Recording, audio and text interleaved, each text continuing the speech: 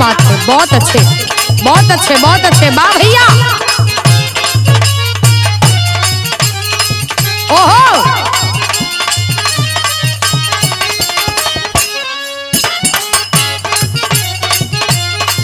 वाह, मालिक बना के रखा तू दोनों लोगन के। रतन भैया, मनोज भैया, रामाशंकर जी, रंजीत जी और सुरेंद्र जी। कोनो गीत का संकेत करत हो हमारे बड़के भैया। कोनो मर्द अपने मेहरारू से पूछता, का पूछे? कहाँ करताड़ू तनी हमके दिखावना।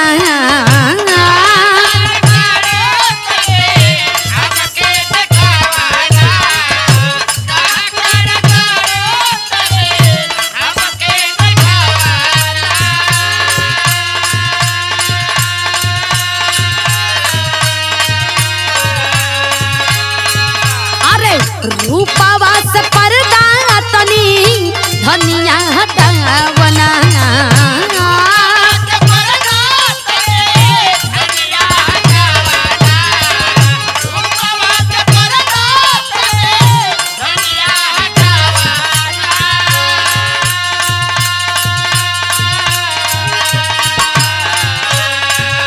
कहाँ करताड़ू तनी हमके दिखावना। रूपावा से पर्दा तनी धनिया हटावना। मेहरारू कहतिया, माथे पर हम बिंदिया लगवनी।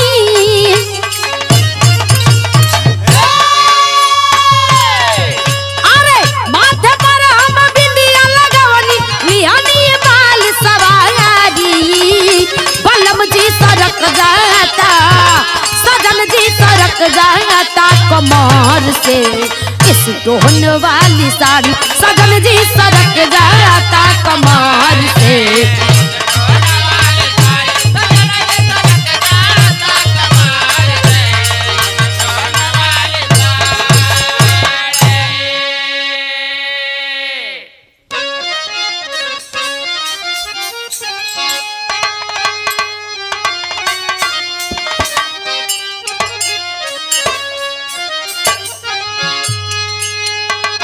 अच्छा बाबूजी, बिरहा के श्रोता साथियों, हम गायिका रवीना रविरंजन कैमूर बिहार केशवपुर से।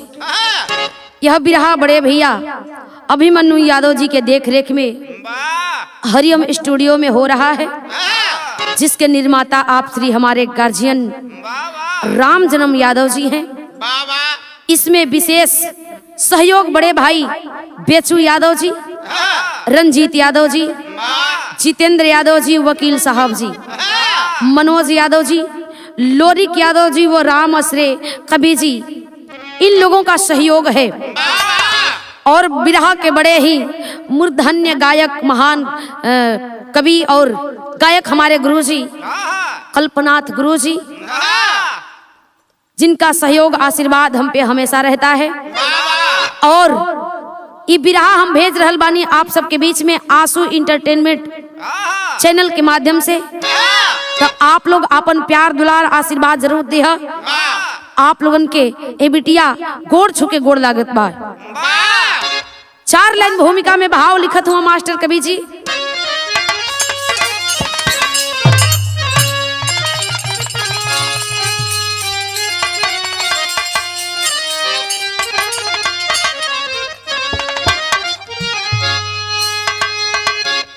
चंद्रिका सी चमन की कली देख कर नवल नूर पे जिन निशाना लगाओ। गर बिमल बज्म में जल रही है समा, तो उसके रुखसार पे जिन हृदय को जलाओ। उसका परिणाम अच्छा नहीं हो तैयारो। मिट गई कितने सुरमाओं की सारी हस्ती। देखो इतिहास के आईना में ऐ जोखन डूब जाती सुनो साहिल से ये दूर कश्ती।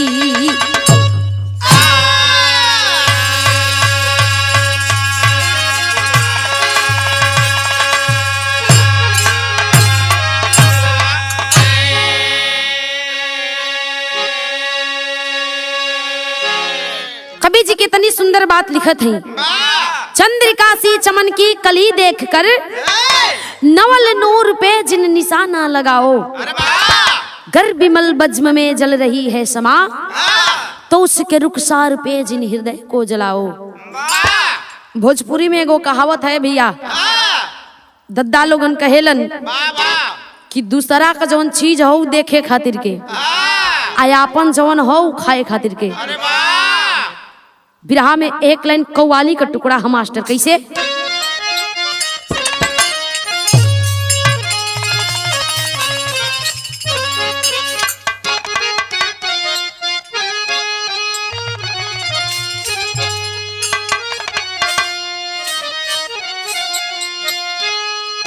अगर तेरी मोहब्बत का सहारा मिल गया होता, अगर तेरी मोहब्बत का मिल गया होता,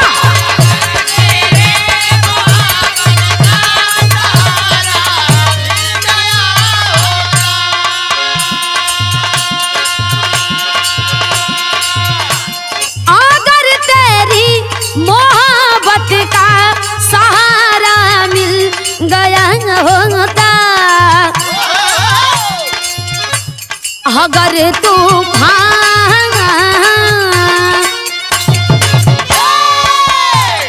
अगर तूफान नहीं आता किनारा मिल गया होता, अगर तूफान नहीं आता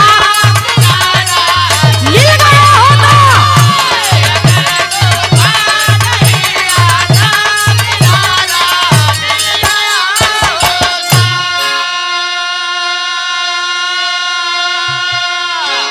लेकिन कवि जी एक लाइन संकेत करत ही, बड़ी सुंदर भाव हो कैसे मास्टर।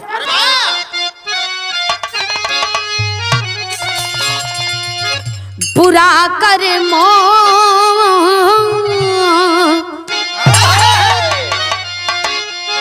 बुरा कर्मों का दुनिया में बुरा अंजाम होता है, बुरा कर्मों का दुनिया में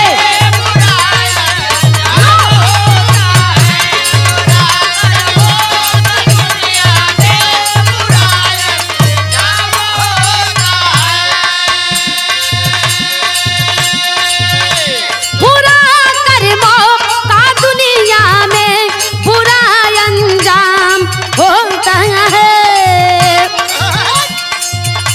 नजर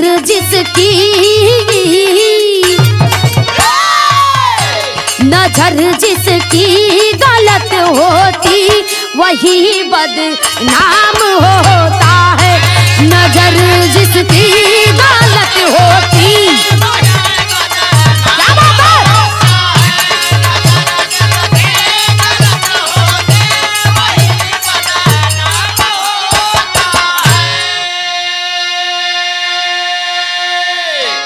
बुरा कर्मों का दुनिया में बुरा अंजाम होता है, और नजर जिसकी गलत होती वही बदनाम होता है।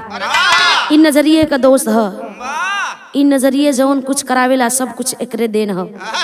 ए भैया आखिरकार बिरहा के हमारे एजे से शुरुआत हो रहल बा। कैसे मास्टर?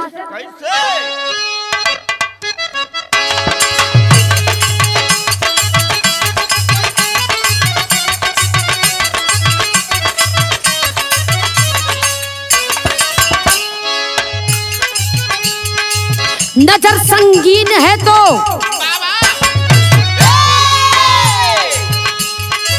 नजर अफजल है तो हर जगह यह तराम होगा, नजर अफजल है तो हर जगह यह तराम होगा, तेरी नैतिकता का यार दुनिया में और नाम होगा।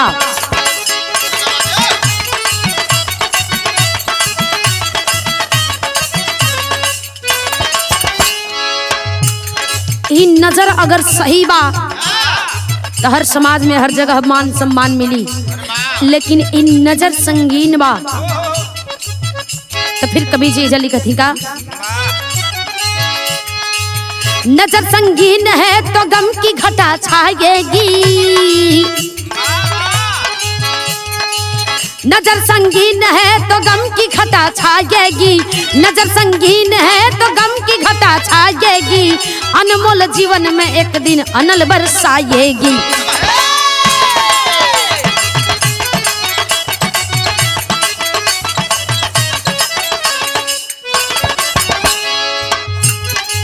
राजा विक्रांत की विमल बेला दुलारी थी, राजा विक्रांत की विमल बेला दुलारी थी, सती से सुंदर और स्वर्ग से भी न्यारी थी।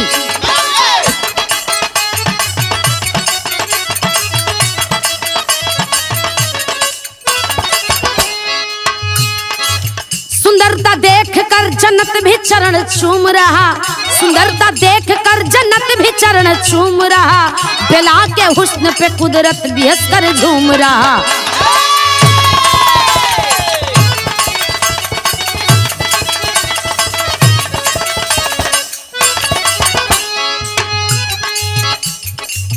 चढ़ी जवानी जब 16 बसंत पार हुआ,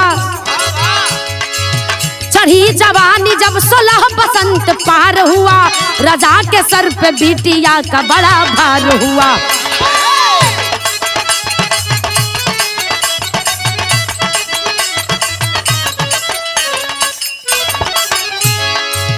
अपने महलों में पुरोहित को बुलाए हैं, अपने महलों में पुरोहित को बुलाए हैं, पुरोहित पंडित लक्षण देखने को आए हैं।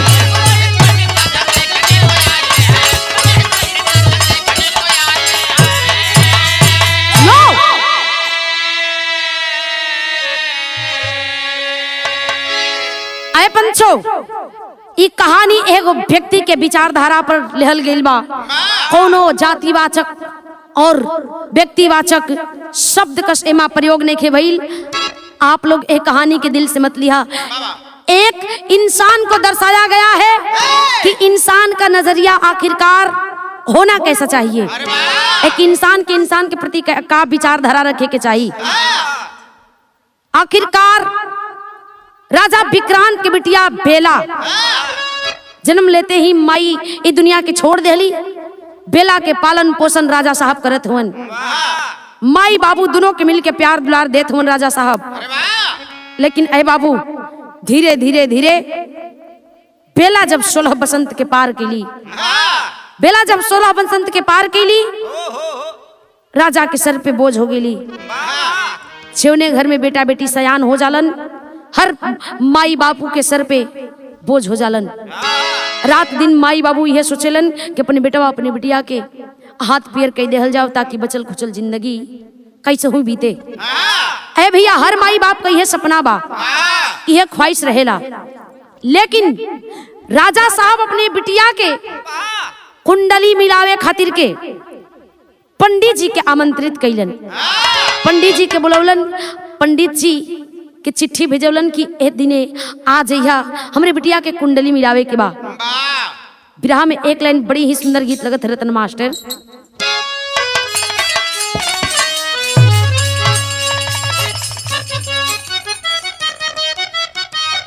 क्या बात है माँ, बहुत अच्छे बहुत अच्छे, जियो शेर।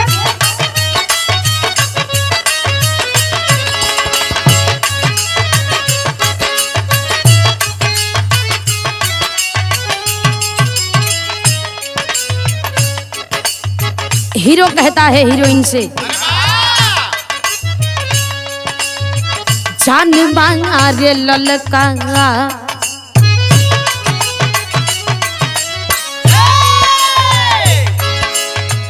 जान मारे ललका, लहंगवा ये गोरी। गुरुजी कल्पना तो गुरुजी ई आप खातिर के तनी देखी नयका जनरेशन में का होता। जान मार ललका लहंगवा ये गोरी जबाना डोलावता ईमान है चोलिए में यटकल परान ए रानी तोहरे चोलिए में यटकल।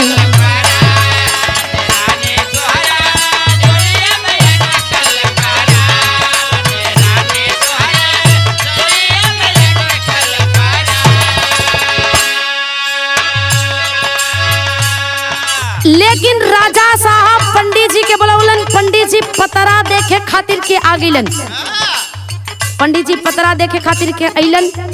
एगो दरवाजा के बाहर पैर बा एगो भीतर।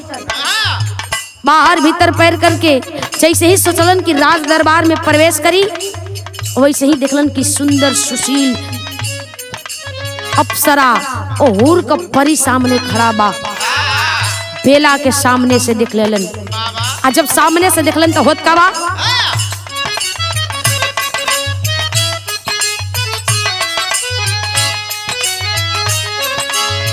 देख के ये सूरतिया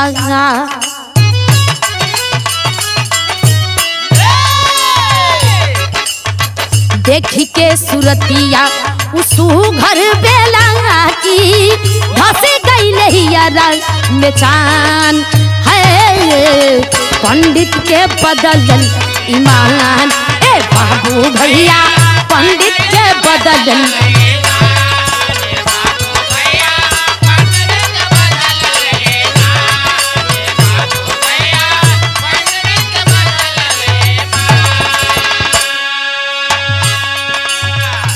अरे पंचो आखिरकार पंडित जी जब देखलन बेला के एक टक टकाटक देखत बाड़न आंख से पलक नीचे नहीं गिरत। राजा साहब जब देखलन पंडित जी की आवाज बोलन अरे पंडित अरे वहां का करत बाड़ा तो के बुलावल गइल बा पतरा देखे बदे आवा यहाँ बैठ के देखा। पंडित जी प्रवेश कइलन। आ जब प्रवेश कइलन तो होत का बा हुस्न के सगरावा में पंडित डूबी गईले। हुस्न के सगरावा में पंडित डूबी गईले। देख के सरंगाग रस राजा मरी गईले।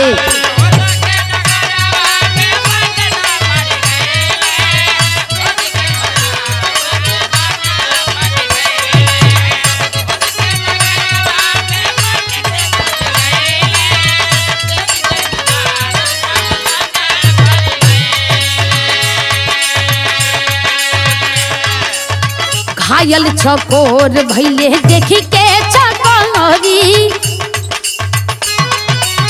मन ही मन सोचत बाड़न। घायल चकोर भैले देखी के चकोरी लागल नजरिया के बान है पंडित के बदलन ईमान ए बाबू भैया पंडित के बदलन ईमान।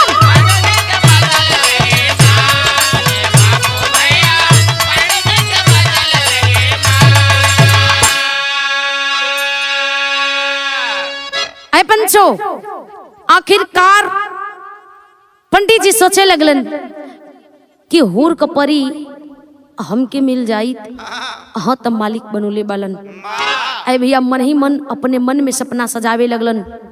मन में लड्डू फूटे लगल कि कोनो न कोनो विधि ऐसा लगाई चेवना से एकरा के हम पा जाई। अरे भैया पंडित जी पतरा उलाटत हुवन।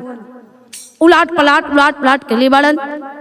बार बार एक बतिया के देखा राजा साहब पूछ बैठलन आखिरकार का दिखावत बा पंडित जी बताइए आखिरकार का दिखा रहल बा हमरे बिटिया के कुंडली में। अरे भैया पंडित जी बतावत हवन का बतावत हवन विराम गीत बदलत हो।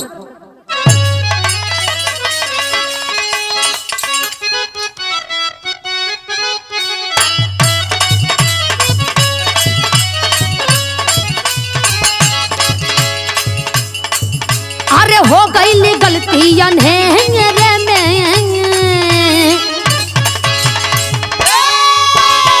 लेकिन ऐसे बढ़िया भाव हो का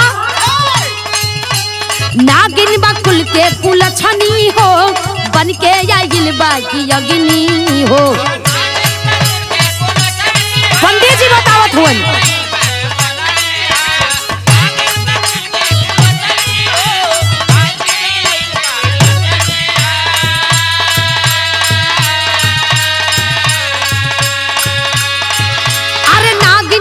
के कुल छनी हो बन के आइल बाई अग्नि हो। नाश करी राजा रज धनिया ये राजा, अरे तोहरो बिगड़ जाई पनिया ये राजा।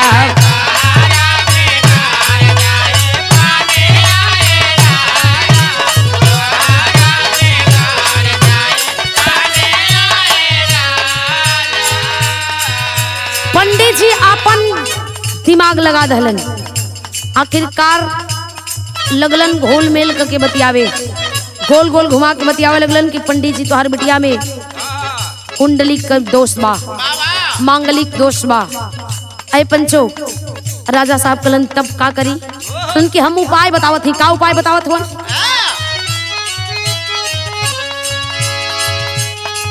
छोड़ल हीरा मोती के मंजूसा बनवाई दांगा, जियो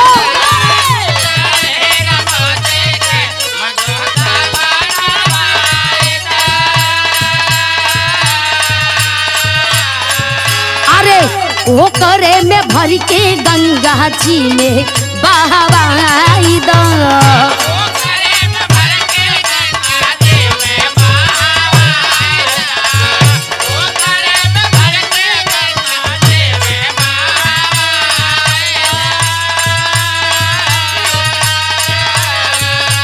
दूर हो जाई परेशानिया ये राजा, तोहरो बिगड़ जाई पनिया ये राजा, अरे तोहरो बिगड़ जा।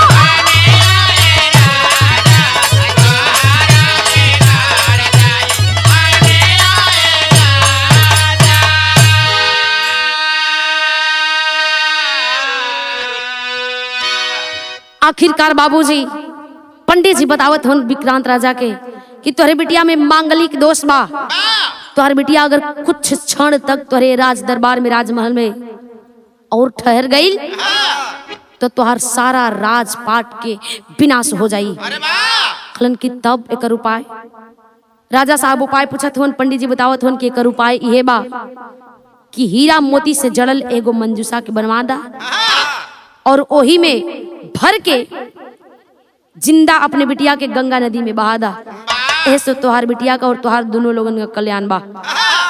पंडित के दिमाग देखा, अरे भैया यहाँ तक तो सही रहल, लेकिन बिरहवा में बड़ी रंगीन तर्ज लागत है। गुरुजी ई आपका जमाने का नहीं, हमारे जमाने का तर्ज हो। कोनो लड़का कोनो लड़की जवान लड़की के देख के अल्लाह चुआ के कहता का कहे,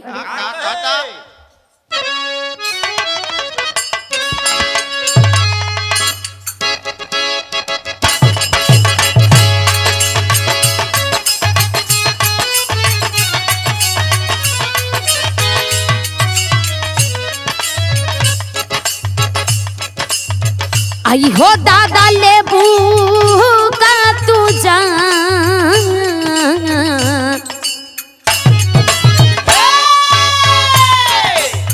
आई हो दादा लेबू का तू जान, ये जान अपन चालवा देखा के, ए जान अपन चालवा देखा के।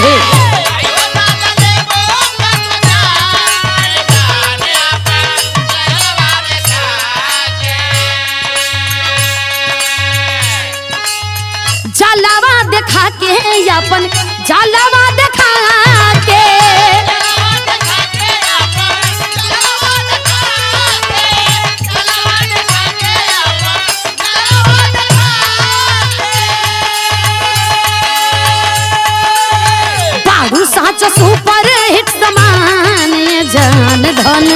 राख ही जो गंगा के बाड़ू साचो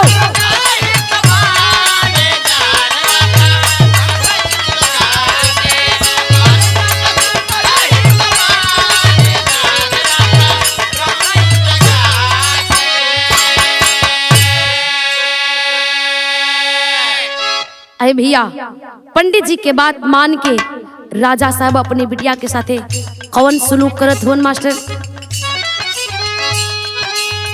काहे तोड़त बाड़ा प्रीत प्यार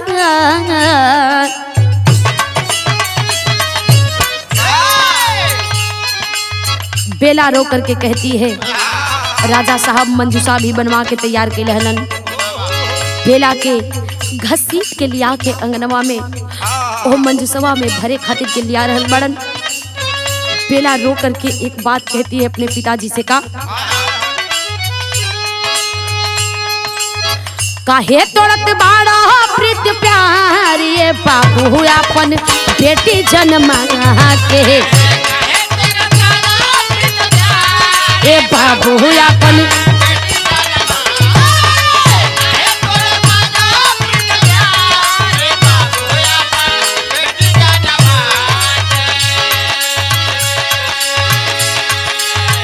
बेला रो रो करके कहती है कि पिताजी ऐसा मत करी पिताजी, हमके अपने से दूर मत करी पिताजी, हमके अपने गोदी में खिलौला इतना बड़ा कैला, हमार हर एक इच्छा के पूरा कैला, हर मनोकामना के पूरा कैला बाबूजी। माई के मोले के बाद माई बाबू दोनों मिल के प्यार देला, कौनो प्रकार का कमी ना कैला। आज एगो पंडित का बात मान के हमारे साथ ऐसा करत बड़ा बाबू। रो करके एक बात कहती है क्या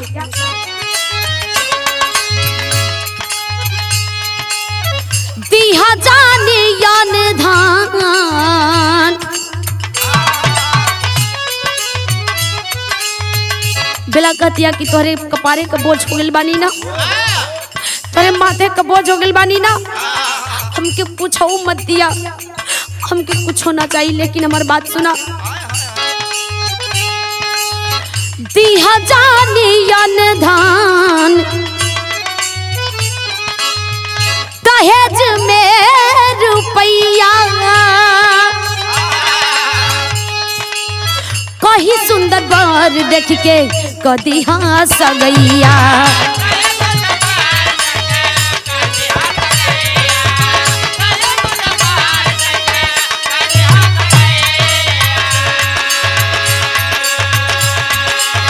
चली जाई डोलिया हमार,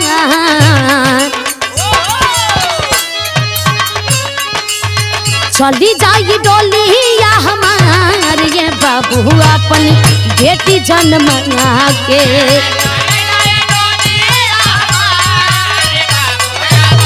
बेटी जन्मा के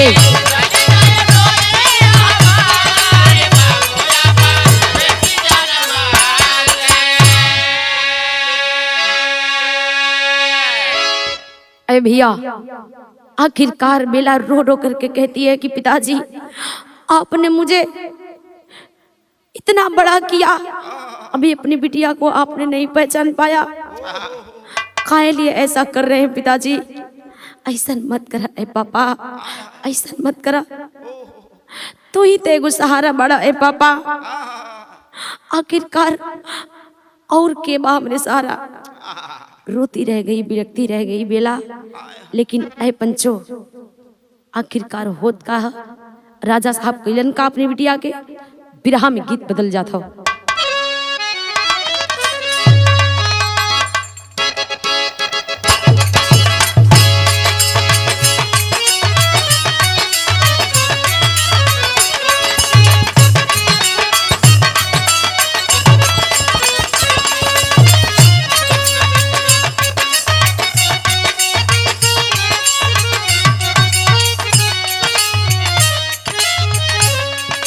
कल्पनाथ गुरुजी ई कौनो मेहरारू कहतिया, मन करे सिलावट पे लोढ़ा से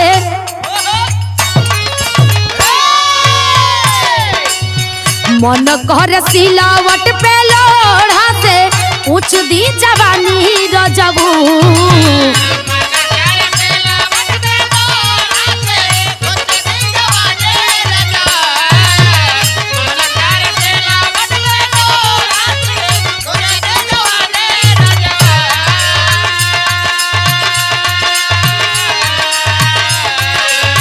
मन कर सिलावट पे लोढ़ा से पूछ दी जवानी रजबू तकवना सवात संग काटह चानी लगा के मच्छरदानी रजबू हो कवना सवात संग काटह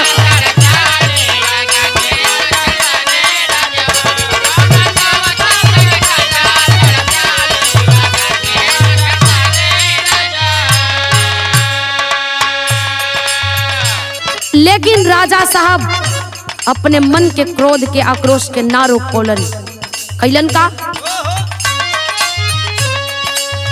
नाही मनले मन के तूफानवा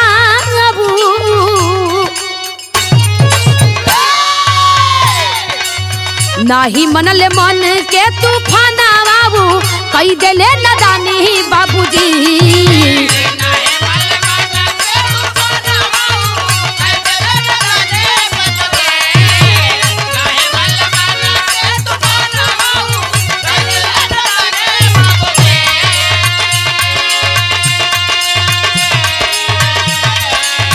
नाही मनले मन के तूफानवा कई देले नदानी बाबूजी तो अपने स्वार्थ में सब कुछ गवाई जौहर कैले जिंदगानी बाबूजी वो अपने स्वार्थ में सब कुछ गवाई जौहर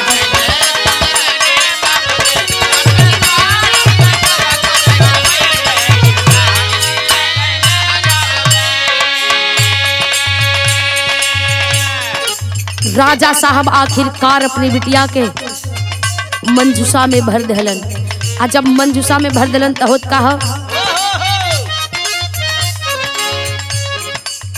राजा भी कराहत मानी पंडित के बचनिया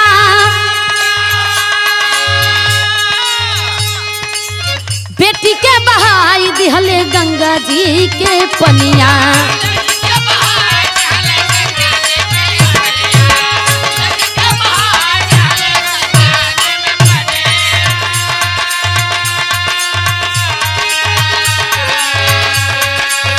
सोचले पंडित का तब सोना चांदी सोचले पंडित का तब सोना चांदी रस लूटब मन मानी बाबूजी तय अपने स्वार्थ में सब कुछ गवाई जौहर कैले जिंदगानी बाबूजी वो अपने स्वार्थ में सब कुछ क्या बात है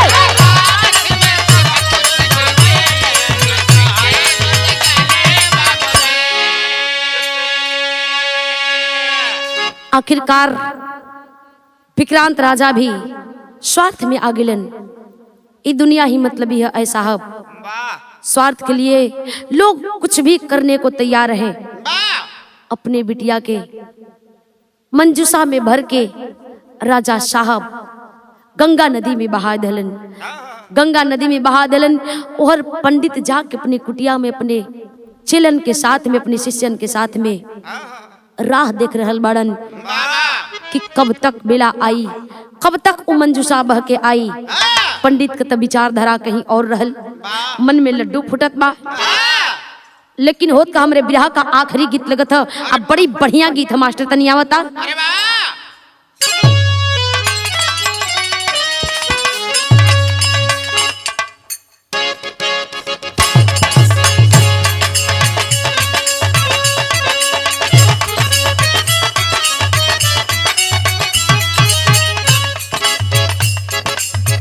कल्पनाथ गुरुजी कौनो मेहरारू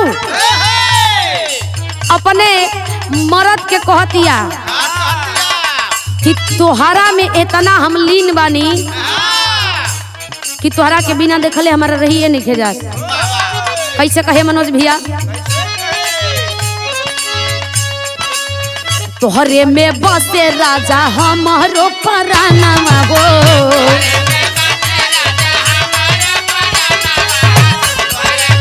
ओहो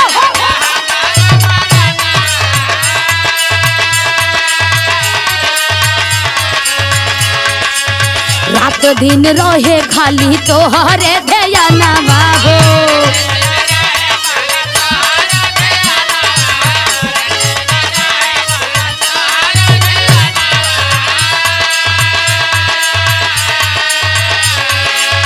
तोहरे में बसे राजा हमारो परानवा हो रात दिन रहे खाली तोहरे ध्यानवा हो मन झूमे नाच गावे जब तोहारा के पावे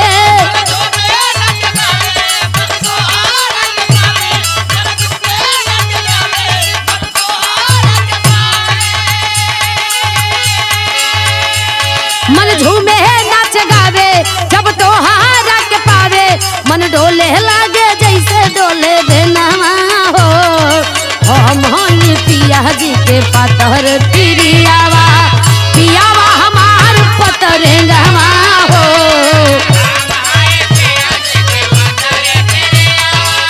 पियावा हमार पतर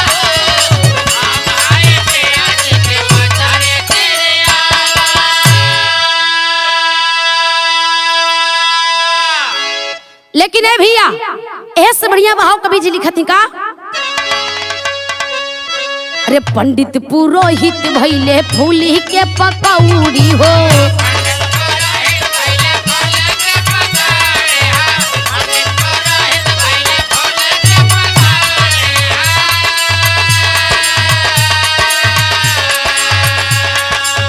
पंडित पुरोहित भइले फूली के पकौड़ी हो मन भोग मलाई साथे काटब हम कचौड़ी हो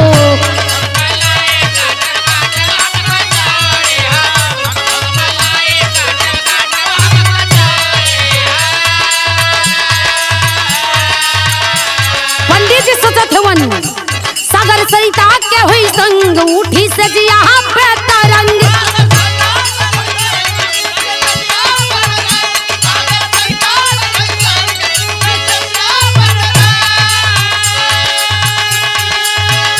सागर सरिता के होई संग उठी से जिया पतरंग मन बरसी बाहर बनी है रनिया हो सजल से जरिया पर मौज को बुड़ाइब अपन बना के दुल्हनिया हो सजल से जरिया पर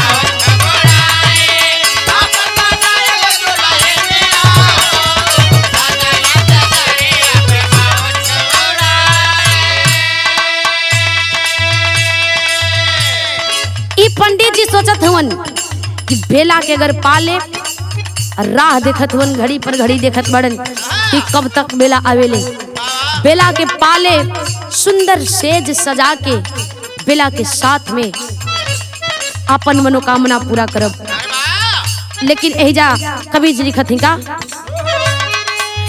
विधि के विधान हवा के कोई नहीं जाने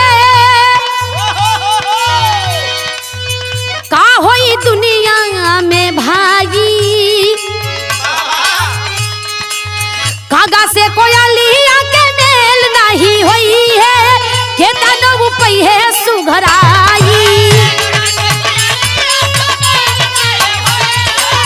के तनो पई है सुघराई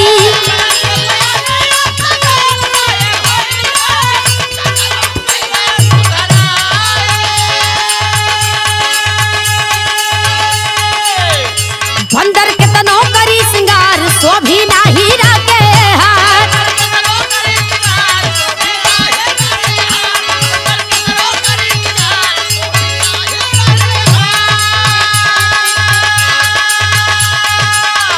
बंदर के तनो करी सिंगार शोभी नाही रखे हार प्यार होई ना बिगड़ जाई पनिया हो अरे सहजल से जरिया पर मौजू खूब उड़ाइब अपन बना के दुल्हनिया हो सजल से जरिया पर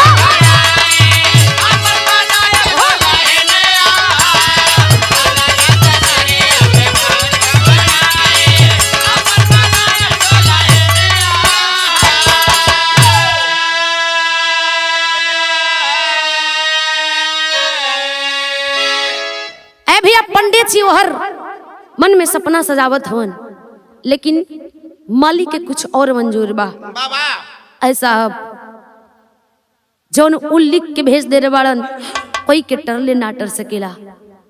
आए पंचो एगो कहावत बा कि बानर के मुंह के नरियर ना शोभेला। पंडित हर सोचत भी बाड़न कि अपन मनोकामना पूरा करी, लेकिन एक बात का डर भी सता रहल बा कि कहीं हमरे जात पर, कहीं हमरे धर्म पर आंच ना आ जाए, कहीं हमार पानी न बिगड़ जाए। आखिरकार विरह में शैली का भाव लगत है मास्टर।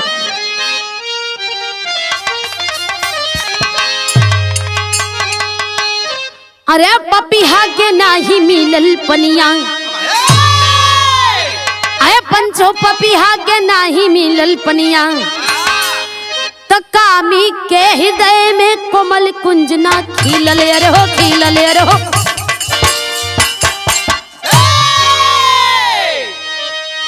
जिसका रक्षक है परम पिता वह डूबा नहीं मझधारों में।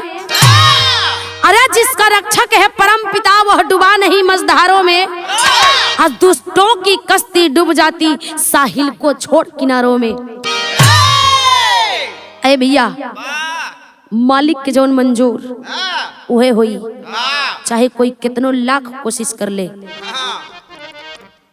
आखिरकार होत कहा भैया विरह में पहपट लगत हो।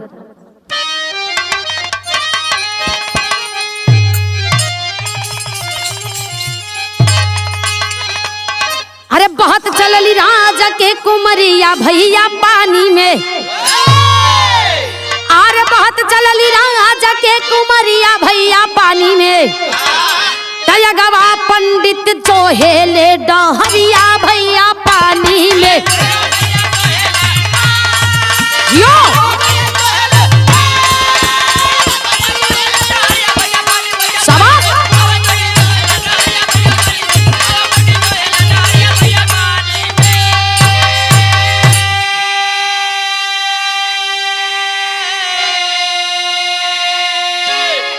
और पंडित जी राह देखत हुन, लेकिन हर होत कहा अरे खेलत जंगल में शिकार एक आइले राजकुमार हो, हाँ देखा ले चमचमात मंजूसा आवत नदी किनार हो।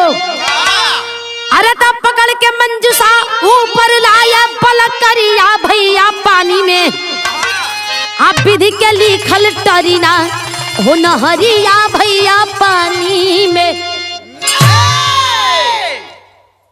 आखिरकार वह पंडित जी राह धोतवन एहर दूसरे राज्य से राजा के पुत्र जंगल में शिकार खेले निकल बड़न अपने दोस्तन के साथ में। ऐ बाबू शिकार खेलत दौरान चिलचिलात गर्मी धूप के दिन बा, जब प्यास सतावर रहल बा, प्यास जब सतावे लगल नदी के पानी के तलाश में निकलल हुवन।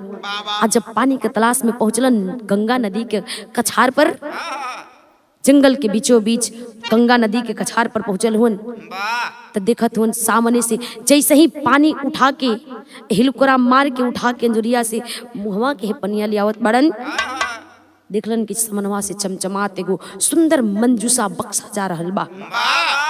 आखिरकार पानी के पहिजे छोड़ देलन, अपनिया के छोड़ के तजबीजत हुन कि आखिरकार ओ मंजूसवा में का हो सकेला। अपने दोस्तन से बुला के ओ मंजूसा के खिंचवा के नदी के ऊपर लेके गेलन। जब नदी के ऊपर लेके गेलन तब विरह में आल्हा लगत मास्टर।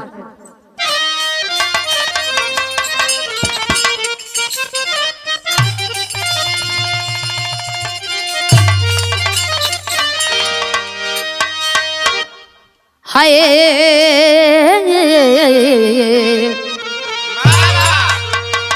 जही से हो बगिया के बसंत मिली जाला बाबू,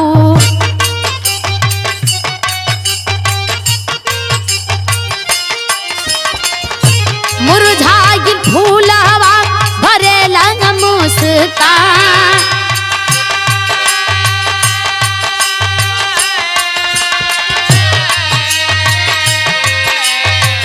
जैसे मधु करके माँ का रंग मिल जाला पंचो।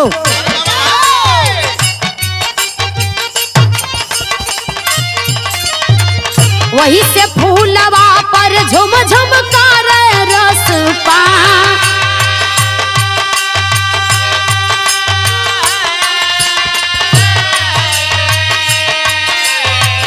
वही से राजकुमार के अद्भुत मिहिलल बारसनिया पंचो। देख के सुरतिया हो ये गईले हो हैरान।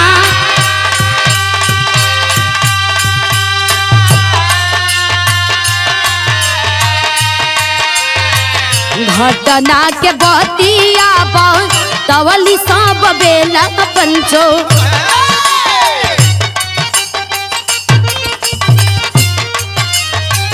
बाबू ऐसन कहले सुन के पंडित के बयान।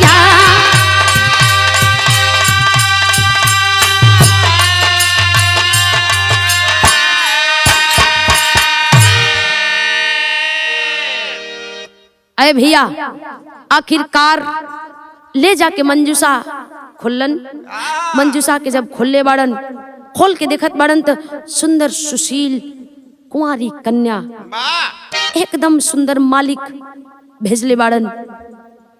कुछ कहे से पहले राजा के पुत्र अपन मन के बात कह डालन। कह दिलन कि आखिरकार हम जैसन तलाश में रहनी वैसन तू मिल गेलू, लेकिन हमार बात सुना। यह स्थिति पर तोहके लियावल के तोरे साथे आखिरकार ऐसन भइल काहे। बेला सारी बात बताने लगी कि आखिरकार कोई दूसर ना है भैया, कोई दूसर ना है बाबू। अपन पिताजी एगो पंडित जी के कहला पर बात मान के इस सारा कर्म कैले बाड़न, इस सारा घटना के अंजाम देलन। कहलन कि घबरा मत, अब तू सही जगह पर आ गई बाड़ू। ऐ भैया शिकार खेलत दौरान एगो भालू के मरले रहलन। अब भालू बेहोश रहल घायल अवस्था में। भलुइया के लिया के वही मंजूसवा में भर दलन लोगन। अब मंजूसा में भर के नदी में बहा दलन। फिर मंजूसा ओहर से चलल बा। ओहर पंडित जी इंतजार कर रहल बाड़न। ऐ भैया आखिरकार मंजूसा बह रहल बा। और पंडित जी इंतजार में बाड़न, अपने शिष्यन के भेज के दिखावत वन के जाके देखता। एक ठौरा गई, दू ठौरा गई। हर मनोज सुरेंद्र के भी भेज दिलन। हर रंजीत रमाशंकर रतन कुल जनी जाके देख के आ गिलन। लास्ट में एक जनी गईलन। अरे भैया आखिरकार लास्ट में सुरेंद्र दद्दा जब गईलन जाके देखत हुवन। कहलन कि पंडित जी घबराई मत, अब मंजूसा लौकत बा, अब सामने बा। कहलन कि तब कहलन कि हेल के जाके ओके खींच के लिया बा। आखिरकार होत का मालिक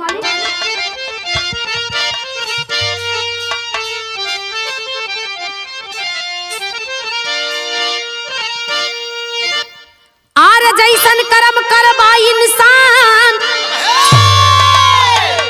वैसन फल दिए भगवान। ताय ऐसन कार जिन न दनिया ना जीवनिया रही हो। यो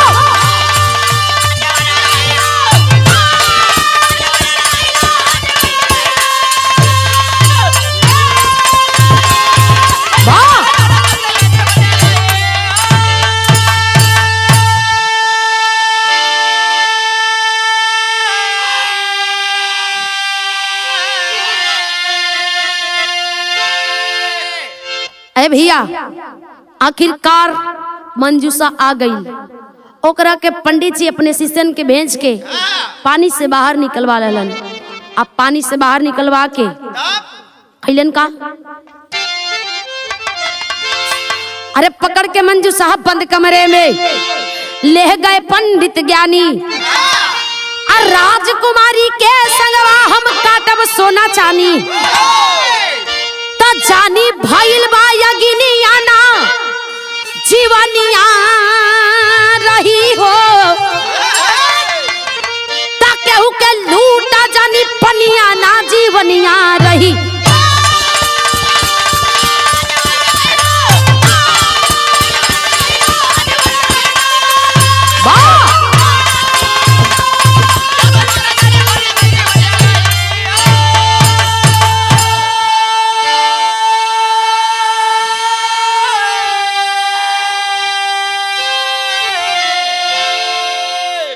भैया आखिरकार मंजूषा के ले जाके कुटिया में बंद के देलन।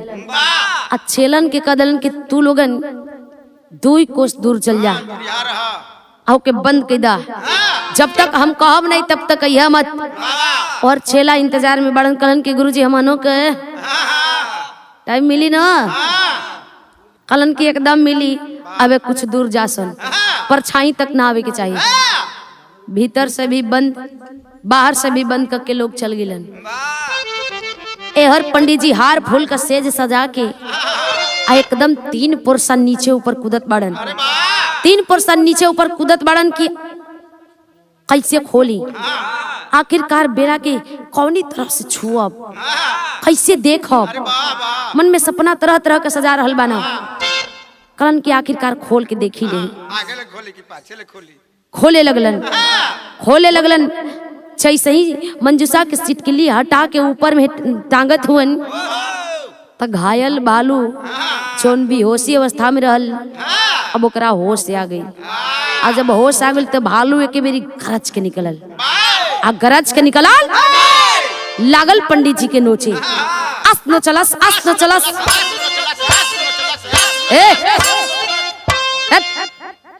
कितना नो चलस, अस न चलस की कबो नो चबावे जब उनके छोड़लस ना। तो कबीर जी यही से कहत हुअन कि बुरा कर्म का बुरा नतीजा मिलेगा एक दिन भाई। आज सुंदरता के फेरा में पंडित दिहले जान गवाई। आखिरकार सुंदरता के फेरा में पर के पंडित जी के जान गवावे के परल। ओहर उनकर झेला जवन बाड़न सोचत हुन कि बड़ा लेट भइल। अबे गुरुजी कोनो खोज खबर नहीं देहलन, कहलन कि चल के देखल जाओ। अइले लोगन डराते डरा धीरे से सिटकिली हटावत हुन, सिटकिली हटा के कुटिया के देखत हुन तो उनके तन नोच दिले बा, लेकिन अभी यह लोगन का फिराक में बा। भालू घायल एकदम ताक रहल बा, आंख लाल लाल गई के बंद करके सिटकिली चला भाग। कहलन जान रही तो जहान देखल जाई। गुरुजी तो गईलन, अब हमन के नइखे जाए के। तो यही से ए भैया कहे का मतलब कि दूसरे के बेटी बहन के प्रति गलत निगाह रखबा तो ओकर अंजाम एक दिन भुगते के पड़ी। आखिरी बंद में गुरु घराने के परिचय होगा।